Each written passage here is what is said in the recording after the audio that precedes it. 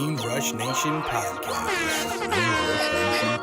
I just had the bluest dream that you've ever seen, and I can't believe that shit was green, cause it hit so clean, and my history is a mystery. I don't give a fuck, I just hit the tree on the 5th degree. We don't pit for free. If you don't got 5 shit, get up and leave. It's the Green Rush Nation podcast.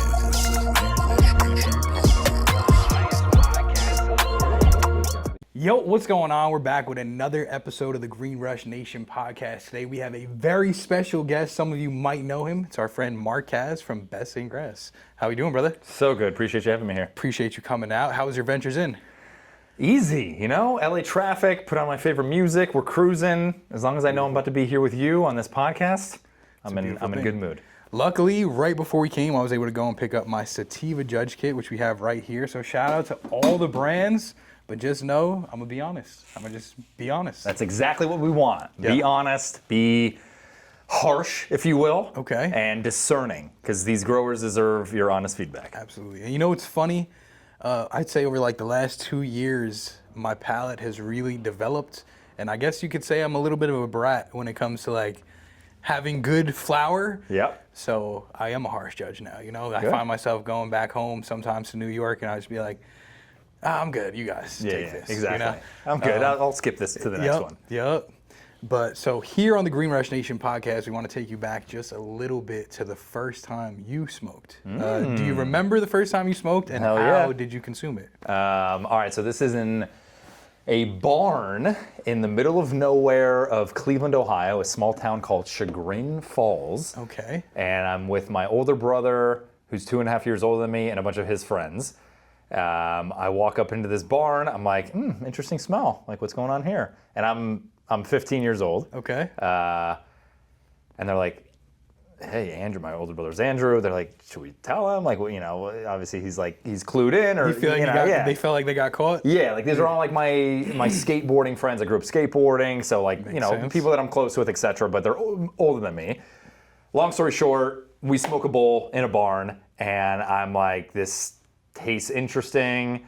I barely got high. I don't even remember like fully feeling it. I was like, what should I be feeling? Yeah. How do I feel, etc. So that was my first experience, and then I was like, okay, like, cool, I can opt for this as opposed to drinking. Like, all my other high school friends were like, all right, beer and Bacardi Raz and all this other nonsense. And I'm like, this doesn't vibe with me. I don't care about this. Like, yes, I'll have a drink here and there, but this smoking weed thing kind of seems a little bit cool. And like, I like the environment. Everybody's like kind of relaxed, and like we're listening to good music, or watching a movie. People are preparing snacks. Like, Much more chill. Much more chill. So from there, smoked a little bit more, and I was like, okay, I'm starting to get this feeling. I feel really good, and I think this is where my poisons will lead me. Gotcha. Yeah. So how long after you say, from your first time, were you kind of just like, you know what, I'm a smoker. This is what I do? Honestly, probably took me like 3 years to start smoking Okay. daily. So first time when I was 15, smoked every now and then, you know, wasn't gonna seek it out, but like, all right, if friends would bring it up after a skate sesh, or maybe at like a high school party or whatever else. And then, not until probably end of senior year of high school, because I had a lot of friends that would smoke before school, and they were just zombies. And I was like, okay, I don't want to do that. Like, I actually care about school. I want to get good grades, and I want to get the hell out of Ohio. Yeah. And only doing well in school will get me out of Ohio. For sure. So like, I'm gonna focus on school. I'm gonna be a good student. I'll smoke weed every now and then, but definitely not before school. And then by the time I was like, okay, cool, I know I got into school, into college, I can smoke after school. Yeah. And I was literally getting home after school with my friend. We would roll a joint in my driveway, smoke it in my driveway while I waited for my little sisters to get off the bus. I would pick them up from the bus stop, bring them home, make them food, and I was like the best brother who was just in the best mood ever. Yeah. They didn't know anything, or at least I didn't think they did, and I think they'd realize it later, but yeah, 18 is when I started smoking weed every day. Beautiful thing. That's a beautiful thing. And that's not a bad age to start really smoking weed. You know, Right. you let your brain develop a little bit more. Back in the day, before I really started smoking, I had smoked like a handful of times, and the only thing I remember it making me do was clean, bro. Because I'm like, yo, there's definitely some crumbs, you know. I gotta vacuum up the crumbs. Exactly. And then before I knew it, I'm just like cleaning the whole house. Like, oh, did we smoke? Did we roll it over here? Oh shit, we might have been over here. Let me just vacuum it up. Make sure my mom don't find no crumbs. Because that was the thing. I was like, as long as there's no evidence, like, there's no proof. You know, we didn't do anything. I love that. Yeah, I'm down to do manual labor and cleaning and I have a really good friend named Kate from college where she actually had a cleaning business, and she was like, anytime I have a client, I'm smoking and I'm cleaning the shit out of their house, and it's like the best experience ever. Yeah. So, yeah, hey, that's a great definitely way to make it beneficial. If you know it puts you in that zone, fucking hey, start a business. Great, I love it. Yeah. And so weed sounds like it was pretty embedded in your life at a younger age, you know? You were in Ohio at the time. Where did you go from there? Like, where'd I move? Yeah, you went to college, I'm assuming. That's Yeah. what took you out of Ohio? Yep. Okay. So, yeah, in Ohio, getting beasters from Canada, savoring every single gram of Shout weed. out to Canada for Yeah, that. exactly, for real. Saving every, like I would get a gram of weed, that thing would last me a week. You know, I had a one hitter, taking the tiniest little rips, making every rip last, hitting a one hitter 3-4 times, making it last. Yeah. And then, went to college in New York City. So big change from Ohio to New York. Loved it. It was like, fuck yeah, I'm gonna blossom. I'm gonna talk to everybody. I'm gonna run around New York City and just explore. Found a dealer who was selling me the shittiest weed with so many seeds. But I was like I said, I actually paid attention in school. I got into the honors program at college. Beautiful. So I was on the honors floor of the dorm room, and it was all these, for lack of a better word, nerds, which nerds rule the world. And they did not know how to get weed. They were afraid to find weed. They were like, I don't know, but like, yeah, I smoke. Like, can I give you money and you go find it? And I was like, hell yeah. Like, I'll go skate and sit on a bench with a drug dealer in Lower East Side and figure it out.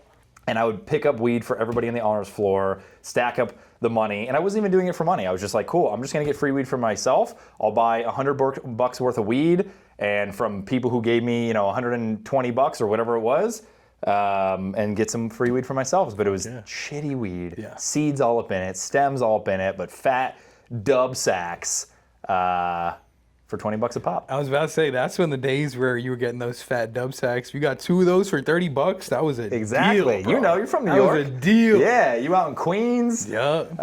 Would meet a guy in Lower East Side, and went to college there, skateboarding into the banks, smoking blunts in the banks every night. Weed was a very big part of how I found the banks, yeah, bro. shout out to the Brooklyn banks. Yeah, under the bridge. Fucking every go skate day, you would go to the banks, and it would be a madhouse. Red Bull would be out there. All like sometimes pro skaters would show up. Oh, all the time. It was nuts. Yeah, like, that was the shit. That was the shit. So I loved that. So weed was a good way for me to bond with a lot of the people in school. A lot of people smoked weed, and it was like, all right, cool. Like, who's gonna be the crew that I would step outside of the bar with and go smoke a joint on the corner of the street and bond with them? Who are the people? That's the craziest shit. Actually, I was just talking about this with people in Germany, because this is where it really tripped me out. We don't speak the same language, but what's bringing us together? Fucking weed, bro.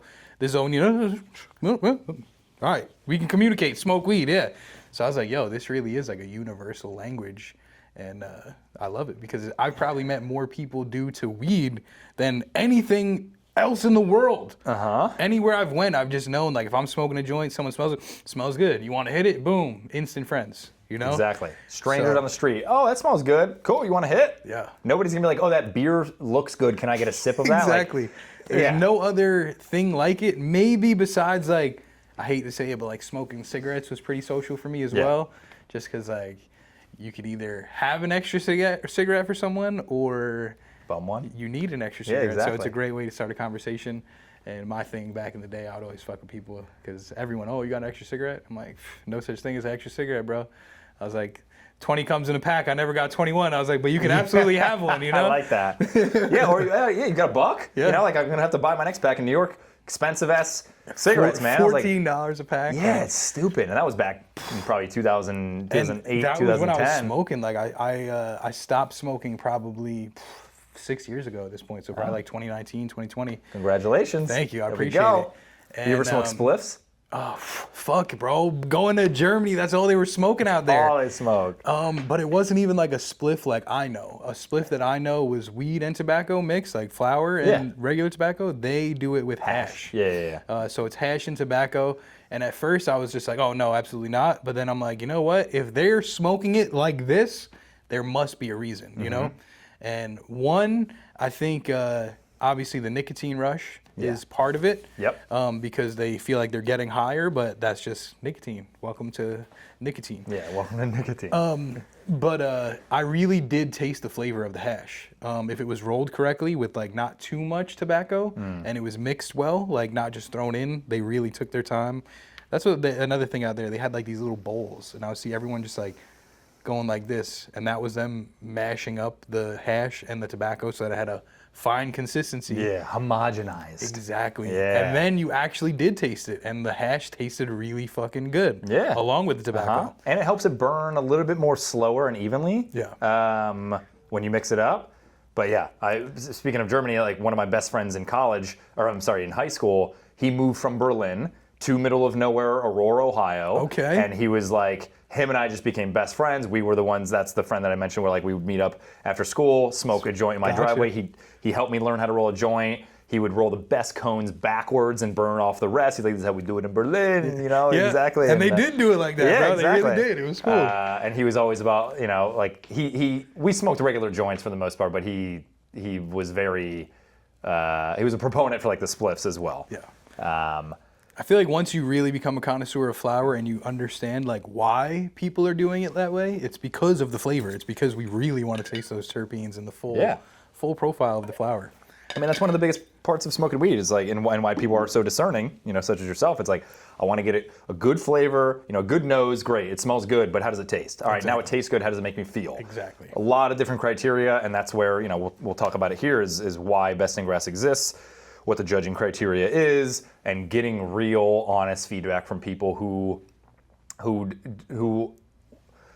we want to give them that opportunity to be fully honest, unsugar-coated, unadulterated feedback, and we want brands to get that as well, because I think that's a big issue in this industry is everybody just wants to gas everybody up. Yo, your shit's the best, it's fire, it's gas. They just want to get free weed again, or they want to just make, you know, gas up their friend and make them feel good and whatever else, but that's not going to help them do good. It might make them feel good, but it's not going to help them do good. It's not going to help them make better products. Absolutely. And that's what I think we're here for. So speaking of that, how did you get into this whole competition judging weed? What was the start for you? Yeah, so graduated school in New York, moved out to LA. I was working in the talent agency world. I was first a lowly assistant. I mean, first I was in the mailroom, literally suit and tie, pushing mail carts to crazy A-type agent personalities. Okay. If you ever watch Entourage, that was the world I was living in. Ridiculous people who would be like, yeah, drop the mail, get the hell out of my office. You know, like hard, heavy A-type personalities that did not give a shit. They're on the phone, they're on email all day, headset on, blah, blah, blah. And I'm just like, oh, you have mail? And they're like, cool, go. Yeah. And I'm like, oh my God. And then I'm an assistant working in music, helping to do contracts and bookings for musicians like Bob Seger and Rick Springfield and you know, Celine Dion's like big name acts. And I'm like, oh my God, like I'm in the world of celebrities and talent and all this stuff. So it was really cool. And then I got into from music touring to comedy touring, booking comedians on tour, you know, stand-up comedians, etc. Okay. And then while we're doing that, we signed High Times magazine. Enormous, iconic, legendary cannabis media and events company. Shout out to High Times. Shout Yeah, out to High absolutely. Times. Everybody knows it. Amazing legacy that was born in 1974. Tom Forsad, a legend of his own right, who built this underground syndicate of counterculture to celebrate all things anti-government, anti-man, traditional course of life. And it didn't just promote weed; it promoted mushrooms, quaaludes, all drugs of all types. And it was incredible. Yeah. You know, the first magazine, which I have a copy of, is a woman about to eat a mushroom. So it wasn't all weed, but obviously that's what we know it as. It was High Times. It was High Times. So I was like, okay, we signed High Times. I like smoking weed. I started hanging out with the former, or the owners at the time and the team there. Got close with them. And the reason why we signed them was because they wanted to book our musicians and book our comedians and just have a better relationship with us, and just we represented them as a client and would get better talent for their festivals, their Cannabis Cup festivals. Okay. They liked me, they poached me, they sent me an offer. At first I said no. 6 months later, they were like, we're hiring for this role, you should do it. I was like, okay, send me an offer. They sent me an offer, and I was like, all right, cool, let's do it. So I started at High Times in 2018, coming up under Danny Danko and some of the OGs there. Shout out to Danny Danko, an incredible, amazing guy who has helped people from all over the world learn how to grow weed, learn how to roll weed, learn how to identify different, terpene profiles and aspects of cannabis for all the, And you know what's crazy? We were actually just talking about teaching beforehand. Exactly. So for him to teach people that that is more used than what we taught people, bro. Like, Yeah. they're going to be rolling joints every day. Exactly. So, God bless. So yeah, Danko was, a very big face of High Times and a proponent for even outside of High Times. He was very, very big in the industry. So I came up under him, which is an incredible honor. Him and I ran Cannabis Cups in Amsterdam, Michigan, California. We're on stage together, and we are helping to put the Cannabis Cups together, where at first it was a very small model where limited growers would be submitting limited brands. It wasn't always legal or licensed. Okay. So it was a unique model, and then it was only judged by friends of High Times. Okay. So you had to be an industry person, you had to be in the know, and we had maybe like 25 to 50 judges who would get a free judge kit, similar to kind of this, an array of products for them to judge.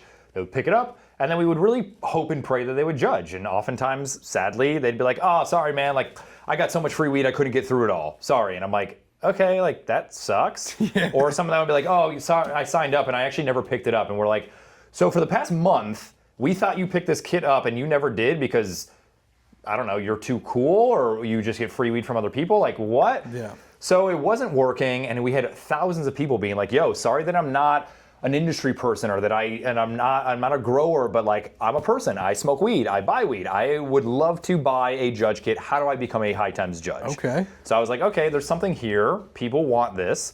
Pandemic hits, 2020, the world changes. Luckily, cannabis is deemed essential. Everybody's buying weed, ordering weed, sitting at home. Shout out to that. Exactly. Shout out to the pandemic and actually the government deeming cannabis essential, which is crazy, but very fortunate for the cannabis industry. But not fortunate for events companies like High Times, where our main bulk of the business was Cannabis Cups. That was our main revenue driver. We hosted events. We had 200 or 300 booth spaces. We had sponsors, and the Cannabis Cup was a tiny section of that. Very big in terms of notoriety. Accolades, yeah, accolades, notoriety, etc. But very small in terms of like how it contributed to the P&L or the finances of High Times. Okay. So that went away, and they're like, okay, well, events are gone. Half the staff was furloughed or fired, and they're like, all right, Kaz, Mark, figure it out. You want to still run these Cannabis Cups? Like, you got to earn your keep. And I was like, okay, I got thousands of people hitting me up to be a judge. We can't do events. And people are sitting at home judging weed, but they're still going to dispensaries. Dispensaries are still operating. That's true. So I created the Cannabis Cup People's Choice. We opened it up to the people. We made it democratic. People submit products. We bag them into our High Times kits. We distribute them to dispensaries. People go and buy the kit, and we sell them at a decent deal at the time. There was still, the High Times legacy fee or tax associated with it, because they're like, owners are like, we're High Times, we'll sell this at whatever price you can get. Yeah. But all that to say, it was still a good variety bundle, sold to the consumers who then judged. Okay. And that worked really well. We did it all over the country, from Alaska to Massachusetts and everywhere in between. And now doing this, did Yep. you see a better response in people actually judging? Yeah. Okay. Yeah. Okay. Still relatively low, higher than the presidential election, but low for what I want. And I was like, okay, these growers are giving us, a lot of units, and we're not getting them as much feedback as I and the rest of the team thought we could get. Yeah. But I didn't have a ton of resources. I didn't have a ton of support, at High Times. Me and my other guy, Joey Posney, who's a talented cultivator and a weed nerd and an incredible guy. Him and I ran all around the country, traveling more than we've ever traveled in the heat of the pandemic. Okay. Like, we're flying to Oklahoma, and people were like, boy, take off your mask and gloves. There's no pandemic. That doesn't exist. Shake my hand. Bro. Crazy. I moved here kind of during that time, and driving through America at that time was weird, bro. Mm-hmm. Bro, I had gotten exposed to COVID, Yep. and my mom gave me the call. She's like, your stepdad has COVID. He's not sick, but like, he has it, so you were exposed to it. And he helped me pack my whole U-Haul. So now I'm like, oh, fuck. Freaking out. Yeah, I'm like, fuck. Like, now I'm in New Mexico, and I'm like calling all the places. I'm like, hey, can I get a rapid test? They're like, ha ha ha ha. I'm like, the fuck is going on here? And like, this is at the time where like, you either got a rapid or you had to wait the 7 days for that PCR, whatever it was. Yeah. And they're like, oh, we got the long one, but good luck finding a rapid around here. I'm like, is this not America anymore? Like, where the fuck am I right now? And thankfully, the next stop was Vegas, and I was like, in my head, I was like, yo, if they're here, they don't give a fuck, you know? So I'm going out, and I'll figure out if I have COVID tomorrow. Yep. Yeah, so that was, I mean, crazy time. Obviously, we all remember the pandemic. Everybody's freaking out. And everybody, you know, flights canceled, everything closed, but Cannabis Cups, got to run them. Hop on a flight. Crazy. We were literally forced to travel all over the country. How was that, though? Flights were empty, I'm sure. Flights were empty, flights were cheap. Experience. Yeah. No lines in TSA. Yeah, it was actually pretty smooth sailing, but it was still like nerve-wracking. I was like, okay, like I'm kind of risking my life for this company. It's interesting. Yeah. But like we did it. So me and Joey traveled all over. We met the growers, we met the retailers, we met everybody, and it worked well, and people enjoyed it.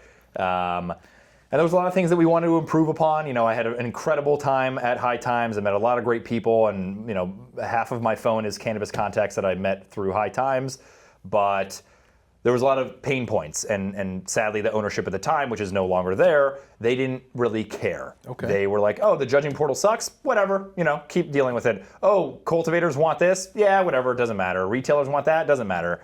So I was like, guys, like there's so much, and they wouldn't allow us to do an event. So our award show was announced on a Facebook Live to the world, and then we were like, okay, cool, I hope you watched it. Check out for your email, and we'll ship you the trophy. And everybody's like, dude, like what? Yeah. Like that's boring. Yeah. And I'm like, High Times, give me like $5,000, and I will run a very tiny event and get all the growers there. Like, please. They're like, nah, that's too much. Yeah. So long story short, as things were starting to change at High Times, and things were, you know, becoming more public news about some of the downfalls, which is all public information that you can find online. I was like, you know what? I'm kind of getting fed up with this. I'm not getting any support. I'm not being appreciated, and really nobody's really being appreciated. So I decided to leave. I partnered up with a couple guys from the East Coast, and you know, and then Joey, who again was my ride or die at High Times, and we're like, let's call some clients. If we were to do this on our own, would you guys partner with us? If I leave the big red logo behind, will you still do the cannabis competition that I want to run in the way that I want to run it, with this improvement, and that improvement, and this team? Okay. And for the most part, people were like, hell yeah. Like you guys are the ones that we know. You're the ones that have showed up at our dispensary, showed up at our grow, you know, received the product, built the kits, did the award shows, whatever else. We fuck with you guys, and we'll do this. And we're like, okay. So we left. Shortly thereafter, we started Best in Grass, January 2024. Beautiful. And here we are today. So what was the first one? Do you remember the first state? Oklahoma. Okay, interesting. Yeah. How was that? It was good. Oklahoma loves us. You know, we had a lot of great clients, and you know, there's some people that are like, awesome, cool, we remember you, let's do it. And then some people were like, boy, I don't know you, you're third party, and you're not from here, fuck off. Yeah. And we're like, hey, take 10 minutes with me. You know, let me reintroduce myself, show you how we're doing things differently. And we turned a lot of no's into yeses. And yeah, Oklahoma was a great first market. And then, or actually, no, I'm sorry, Michigan. Okay. Michigan was our first one ever. I like Michigan. And then Oklahoma was our second one. Okay. Yeah, Michigan's great. We have incredible clients out there.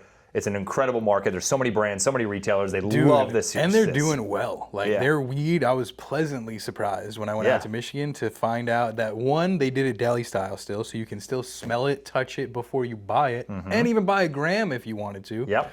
And the weed was good. I was surprised. You know, I went there with I'm from California. This is gonna be shit. Exactly. There's some good shit out there, man. Yeah, Michigan has some good weed. Yeah. They're starting to struggle because now there's like this 34% wholesale tax. Prices are hitting rock bottom. That really hit them hard, huh? Yeah, so price compression is very, very real in Michigan right now. But Michigan was our first launch. We got on CBS News. We got on a bunch of other local press, and it was really amazing for that to be our first kind of introduction back into the industry. Awesome. And then we did Oklahoma, we did Illinois, we did Rhode Island, we did Arizona. So we did 5 competitions the first year, then we did 9 the second year. Now this is our third year. We're doing 13 competitions. Wow. Expanding into California, finally, New York, finally, also where you and I both used to live. Of course. Now launching into Missouri, and then soon to announce Colorado, which may be announced, I don't know when this podcast will be live, but hopefully by then. Probably within the next couple weeks, I'd say. There we go. Yeah. There we go. That's pretty cool, man. So you really expanded pretty rapidly. Yeah. I'd say that's majority of the states that are legal so far. Yeah, I mean, there's I think like, I don't know, 34, more. 36 that are medical or recreational in nature. We focus on recreational. Oklahoma's medicinal, but Wild West. So we'll try to hit as many states as we can, but it needs to be a good infrastructure where there's enough legal licensed brands to constitute a real competition, because I don't want to just hand out participation awards, and I don't want there to only be 10 brands. And then there needs to be enough retailers, which that's a struggle in Rhode Island. There's like 7 retail licenses total for that entire state. Jeez. We're waiting for more to come online, but we try to hit as many as we can, and finding partners can be a challenge sometimes, or it can be really easy. So yeah, we're going to continue expanding. Absolutely. So what would you say is the biggest difference between Best in Grass and maybe some of the other competitions out there? So one big thing, no pay to play, no pay to win, no bribes, no nonsense. A lot of competitions, such as my former competition, we had to charge a deposit, and then we would give it back once they submitted. Sadly, the giving back part rarely actually happened. I didn't feel good about that. Jeez. That was one thing that I wanted to change. So now, no deposit, no payment, brands enter for free. So again, no pay to play, no pay to win. No pay to win, I'm not going to accept bribes. We're also not going to favor any sponsors or anybody that works with us in any way, shape, or form. That is not going to affect the scores. People have literally tried bringing me a duffel bag full of cash and saying, I want hybrid flower. And I say, great, here's your bag back, submit your products, that's how you win. And we get real people all across the state who are going to give you real unsugar-coated feedback. They're going to be harsh, and you get to read that feedback and laugh over it, cry over it, whatever else, but that is what determines who the winners are, not your money, not your sponsorship, not your friendship, none of that. Absolutely. So that's been a big thing where a lot of competitions, whether it's true or not, a lot of people think, oh, this one's rigged because this guy's friends with that brand, or this was a sponsor and they just keep winning and whatever else. Gotcha. And I won't say that if somebody sponsors our events, they're not going to win, but we are not going to affect the scores in their favor for winning. That's not going to cause them to win. Exactly. Yeah. But we do have people who will sponsor, and they have great products that are judged by people, and they win. And also that said is, my palate, your palate, ours are completely different. And your palate compared to Susie Q, who's in Effingham, Illinois, is going to be different than Lauren Patino, shout out, in Chicago, Illinois. Yeah. So like everybody's palates are different, and sometimes the products that win aren't my favorite, but it's as an aggregate of what all these different hundreds of people have submitted for those products. Yeah. So no pay to play, no pay to win. It's all consumer's choice. It's all fully compliant, so everything comes in branded packaging so that consumers know exactly what they're judging. Some people love that, some people do not love that. But in my experience, when I did run blind competitions for High Times, the blind stuff got in the way for 2 reasons. One biggest reason is compliance. Okay. Every regulatory agency is starting to get more enforcement, more budgeting, they're cracking down, and they do not allow blind product to be sold through a dispensary. Interesting. Makes sense. Okay. You gotta have batch number, you gotta have COA, THC percentage, whatever else. Even if you don't need the brand on it, you still need like the manufacturer's license entity on batch it. So date. Yeah. Exactly. So you're gonna have to find out some information. So in any case, we can't do blind for compliance reasons. But we also had people who would buy the kit and be like, yo, I don't know what this brown wax is. You need to give me the license name or the COA, or otherwise I'm not judging it. And we had all these people being like, nope, not judging this. This looks weird. I need information, otherwise I'm throwing this away. So we're like, okay, I guess, we'll tell this person so that you actually judge it. It just became too complicated and too convoluted, so... Who would have thought like that would have been an obstacle that you would have faced, Yeah, Crazy. It is crazy. So fully compliant, which means fully branded, fully packaged, and a lot of brands put their heart and souls into designing and creating all these packaging. We want to honor that. Packaging is not a part of the judging criteria, except for edibles, because nutrition labels and nutritional facts, ingredients, etc. That is important for people to see that. For sure. But for the most part, it is aesthetics of the actual product, not packaging. Okay. So that's one big thing, is it's fully compliant, it's all branded and packaged. We sell it through dispensaries to consumers who we don't know who the consumers are. So it's first come, first serve. We get veterans, we get all different people from all walks of life, 21-year-old heady boys, 45-year-old soccer moms, 65-year-old veterans, etc. And it's really cool to see like all the judging from all walks of life. Absolutely. And then one big thing is, actually 2, our judging portal. Every judge kit comes with a judge card that has a unique access code, which I'm covering so that nobody steals yours. Of course. But a unique QR code for every judge kit so that there's no stacking of votes, there's no doubling up, which was an issue in the past and has an issue with other competitions, where if you get a kit, you could share it with anybody in your community, and they're all, great, we're all voting for for Green Rush Buds, awesome, keep voting, and like that would just literally stack up all the votes. I see.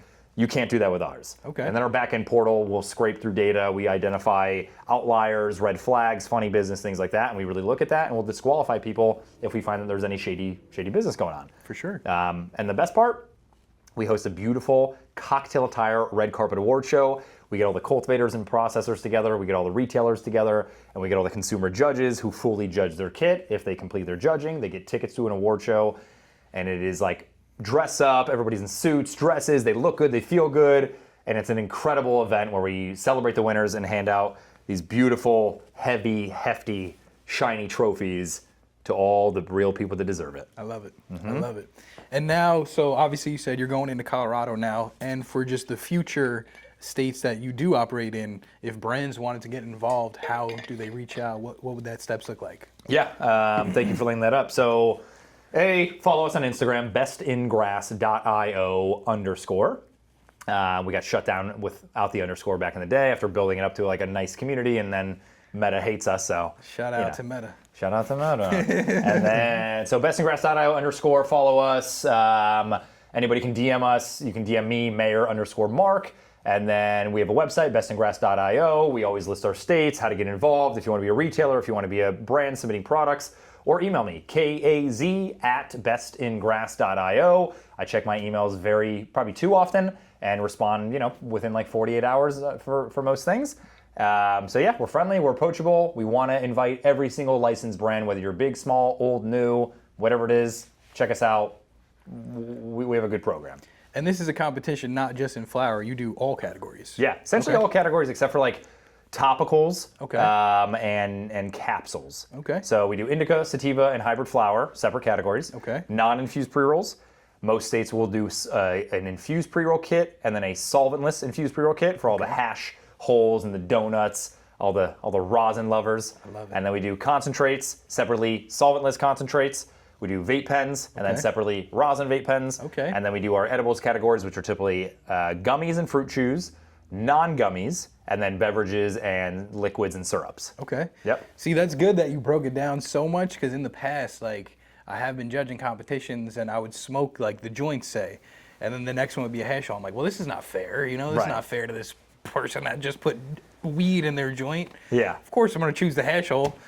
So it's good that you break it down and make it easy for us and the person who is getting judged. Well, I think it's for several reasons. A, to the fairness. Somebody who's submitting only flower, somebody who's submitting an infused pre-roll, it's like apples and oranges. Come on. It's not the same product. And then we'll try to split up the infused versus solventless infused, because that's also, it's like a Gala apple versus a Fuji apple. I would say to the regular consumer, they probably won't know the difference. But if you ask someone like me, they're gonna know and they're gonna care. Yeah. So we try to split up as much as we can, but we can only split it up if there's enough brands in that category. Because again, not here for a participation award. So we are right now for Massachusetts. We're combining solventless infused pre-rolls with regular infused pre-rolls, because there was only 2 solventless infused pre-roll brands. Okay. So I'm not just gonna be like, cool, first place and second place, and I didn't want to cancel the entire category. So we were able to combine them all. Everybody's aware of that. They're all like, cool, I'll go against solventless, I'll go against a live resin infused, whatever. Okay. And then some people like can't handle an infused pre-roll, so we're not gonna have a regular pre-roll person judging something that's gonna get them so faded that they're like, they can't handle it, they can't judge it, and they don't like it. Yeah, no, it makes sense. Makes sense. Yeah. What would you say was one of the biggest obstacles starting Best in Grass? Just getting our name out there. We are self-funded. We don't have a ton of budget for, I didn't take salary for, 8 months. None of us did. So we just built it off our own savings and just trying to hit the ground running. Every little bit of, word of mouth and support from anybody means the world to us. And just like asking people for favors, it's tough to ask people for favors. We don't have money for marketing, so it's like, hey, will you take a judge kit and have me in your podcast? Like things like this. Like this means the world, and I really appreciate you. Exactly. So it's like anybody that's willing to support us, anybody that's willing to submit products. Like it was really just coming out of the gate, being like, we're new. Will you play with us in whatever capacity? So just like introducing ourselves to the market, having to follow up day in and day out with so many people, because we all know this cannabis industry, like people do not look at emails. They're barely checking methods of communication. So like I have to follow up with people so many times and it's just such a challenge. Just be like, please, just like, give me a response. I'd rather somebody say, screw off, don't contact me ever again, than to leave me hanging and make me follow up over and over and over. Absolutely. Yeah. Absolutely. Now, where do you see this going, say, 5-10 years down the line? I mean, I hope to be really the only competition that matters, which, Joey Bravo from Respect My Region has actually said that word for word, which very honored and flattered with that verbiage. So thank you, Joey. But yes, the one kind of just being considered the Oscars of cannabis, to where anybody if they're like, hey, I want to differentiate myself from the competition, I want to get feedback, I want to win an award, they think of Best in Grass. Yeah. And then on the consumer side is, cool, I want to try a bunch of products, I want to see what my state has to offer, they think of Best in Grass and getting a judge kit. I like that. And expanding into ideally every single state, having an army of different people, to where it's like, here's my East Coast team, here's my West Coast team, here's my Midwest, here's my Southwest, and just running competitions all throughout the country, all throughout the year, and just having this engine of cannabis excellence, to where anytime somebody wins a Best in Grass award, they are like, oh, I just won an Oscar, and everybody's rushing to go to the movie theater to see that movie. Everybody's rushing to the dispensary to buy that product. That's actually what I was going to ask. Now, when these people do participate, and there is like winners, is there any way for me to know, like, okay, I'm going to a state I've never been to, and I don't know anything about that market, but I want to see good shit. I want to go try their good shit, Can I have like a reference point of the people that have won Best in Grass? 100%. Okay. Yeah, we always we have them all listed on our website, bestingrass.io. So we list out all the winners. There's product shots, there's brand names, the whole nine. And then we post about them on social media. So following us on social media, subscribing to our email blasts, where we're like, all right, cool, these winners are now announced. Check out the listings, things like that. Okay. So yeah, just like tapping into the Best in Grass communications or visiting our website. And luckily enough, I'm super grateful the fact that people will, when they win a trophy or win an award, they can buy replica trophies, and people will buy many trophies and put them into all of their dispensary partners and be like, cool, I want my Best in Grass trophy right next to my shelving. Dope. So that when people walk into a store, they're like, oh, okay, here's all these vape pens. Oh, this vape pen won a trophy? Like, what is this trophy? And that just like triggers, oh, Best in Grass. Okay, let me look this up. Or budtender's like, oh yeah, they won this competition. It was the entire state. Validation. We had all the vape pen brands submitting, and this one won. So like, yeah, just good validation. People will even put it on their product packaging, like first place, Best in Grass, Massachusetts 2025, things like that. So that's one goal of ours, is really just be the beacon of excellence for the cannabis industry. Okay. And then also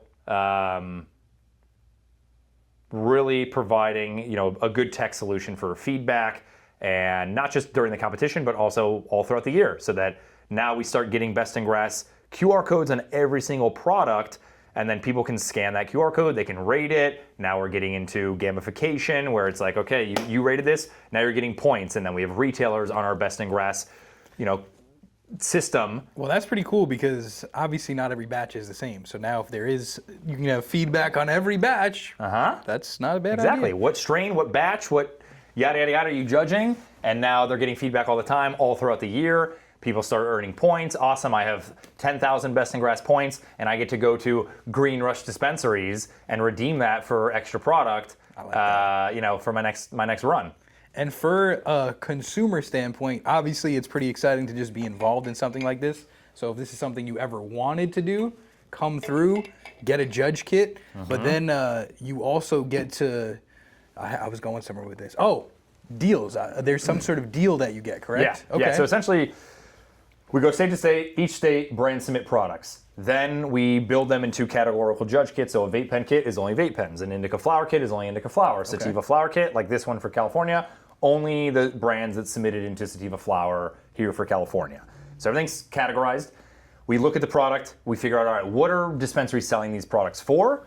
Let's get that market value. What is this worth? And then we discount that by 30 to 60% off. Okay. So no matter what, this kit is already a really good deal for people to buy already. If you're a consumer and you consume heavily and you like to try new things, this is probably your best time to come and try the new things. Exactly. So you're getting 1, 2, 3, 4, 5, 6, 7, 8, 9, 10, 11, 12, 13, 14, 15, 16 1 gram units of, I think there's like 15 brands in here. And it's just sativa flower. Yeah, this so is all obviously sativa. This is in every category: hybrid, indica, And then obviously you said vapes, rosin vapes, concentrates, edibles. So whatever you're fancy, there's a category for you. Exactly. And some people are like, no sativa, it's going to make me paranoid and freak out. That's true too. But some people are like, nah, I love sativas, indicas conk me out, I can't function, I'm dead, so I want a sativa. So categories from people.